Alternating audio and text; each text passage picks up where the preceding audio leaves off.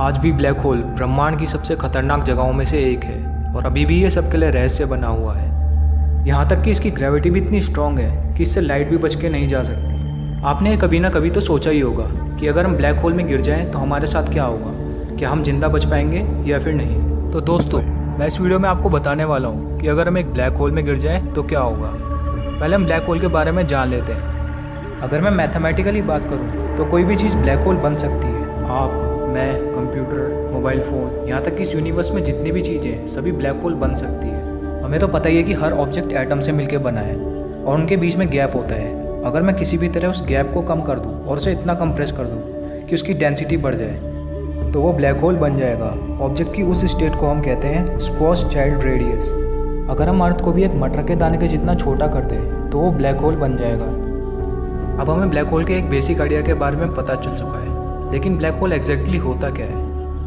Black hole space में वह जगह है जहाँ भौतिकी का कोई नियम काम नहीं करता, मतलब समय और स्थान का कोई मतलब नहीं है। यहाँ बस गुरुत्वाकर्षण और अंधकार है। इसका गुरुत्वाकर्षण इतना शक्तिशाली होता है कि आप इसकी कल्पना भी नहीं कर सकते। इसके खिंचाव से यह प्रकाश को भी अवशोषित कर लेता है, मतलब यह कि इसमें जो भी डाला जाए वह बाहर नहीं निकलेगा। आप इसे इस तरह से भी समझ सकते हैं कि जब हम किसी टॉर्च से प्रकाश डालते हैं तो वह प्रकाश रिफ्लेक्ट होकर हमारी आंखों पर आता है, तभी वह चीज़ हमें दिखाई देती है। लेकिन यदि मान लो कि प्रकाश लौटकर वापस नहीं आया तो वह जगह ब्लैक होल हो सकती है। ऐसा ही स्पेस में भी होता है। अब हम जान लेते हैं कि इस यूनिवर्स में ब्लैक होल कैसे बनता है। दरअसल जब कोई विशालकाय तारा अपने अंत की ओर पहुंचता है, जिसे हम सुपरनोवा कहते हैं, तो वह अपने ही भीतर सिमटने लगता है। धीरे धीरे वह भारी भरकम ब्लैक होल बन जाता है और फिर उसकी गुरुत्वाकर्षण शक्ति इतनी बढ़ जाती है कि उसके प्रभाव क्षेत्र में आने वाला हर ग्रह उसकी ओर खिंचकर अंदर चला जाता है।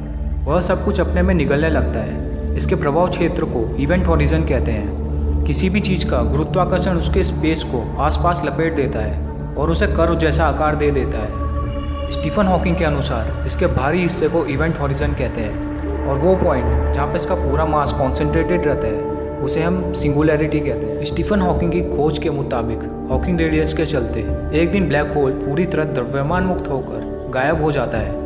ब्लैक होल की ग्रेविटी इतनी ज़्यादा होती है कि यह समय को भी मोड़ सकता है, यानी कि इसके आसपास वाला समय बाकी जगहों के मुकाबले धीमा बीतता है। अगर ऐसा होता है तो आप समय की यात्रा भी कर सकते हैं। लेकिन अब सवाल आता है कि अगर हम एक ब्लैक होल में गिर जाएं तो हमारे साथ क्या होगा।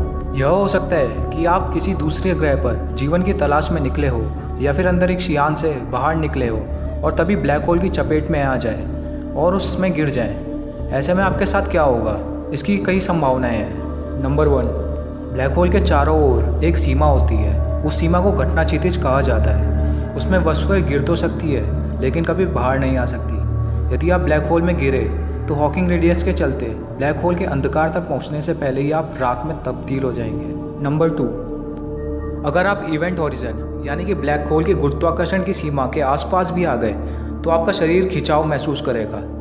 आपका शरीर लंबा चौड़ा होकर रबर की तरह खींचने लगेगा और आप फाइनली एक ब्लैक होल में सीधा चले जाओगे, जिससे आपकी मौत हो जाएगी। नंबर 3, यदि आप बिना किसी नुकसान को झेले ब्लैक होल में फंस चले गए तो यहाँ पहुँचने के बाद क्या होगा कोई नहीं जानता। क्या कोई दूसरा ब्रह्मांड आ जाएगा या फिर आप किसी ऐसी दुनिया में पहुंच जाओगे जो बहुत ही अजीब होगी। हालांकि यह रहस्य बना हुआ है कि ब्लैक होल के पार क्या है।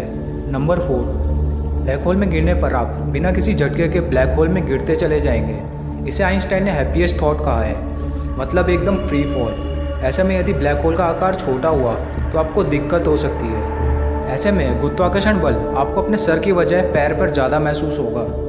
लेकिन मान लेते हैं कि ये ब्लैक होल हमारे सूर्य से भी काफ़ी बड़ा है, तो आप अपना पूरा जीवन सामान्य तौर पर तब तक बिता सकते हैं जब तक कि आप भूख प्यास से मर नहीं जाते। हालांकि इसमें एक दिक्कत यह है कि बड़े ब्लैक होल में स्पेस और टाइम का कोई मतलब नहीं होगा। आपकी कोई इच्छा काम नहीं करेगी, आप दूसरी ओर पलट भी नहीं सकते। यानी साफ है कि ब्लैक होल को छोड़कर आप भाग नहीं सकते। भौतिक विज्ञान के नियमों के मुताबिक आप हॉरिजन के अंदर सीधे जा रहे हैं बिना कणों से टकराते हुए, नहीं तो आइंस्टाइन के हैप्पीएस्ट थॉट और सापेक्षता के सिद्धांत का उल्लंघन होगा। इससे हमें यह बात तो साफ पता चल रही है कि ब्लैक होल में गिरने के बाद आप ब्लैक होल की भारी सतह पर जलकर राख हो सकते हैं या फिर उसके अंदर आसानी से पहुंचकर अनंत गहराइयों में खो सकते हैं। लेकिन आपको घबराने की ज़रूरत नहीं है। क्योंकि हमारे सबसे पास वाला ब्लैक होल भी हमसे हजारों प्रकाश वर्ष की दूरी पर है। हमारे पृथ्वी के सबसे नज़दीक पाया जाने वाला ब्लैक होल भी हमसे 3000 प्रकाश वर्ष की दूरी पर है और इसका नाम V616 मोनोसियोरोटीज है और इसका वजन सूर्य से 6 गुना अधिक भारी है, जिससे हमें यह पता चलता है कि हम ब्लैक होल से पूरी तरह सेफ हैं। अगर आपको मेरी ये वीडियो अच्छी लगी तो मेरे चैनल को सब्सक्राइब करना ना भूलें, जिससे मैं आपके लिए ऐसी वीडियो लाता रहूँ।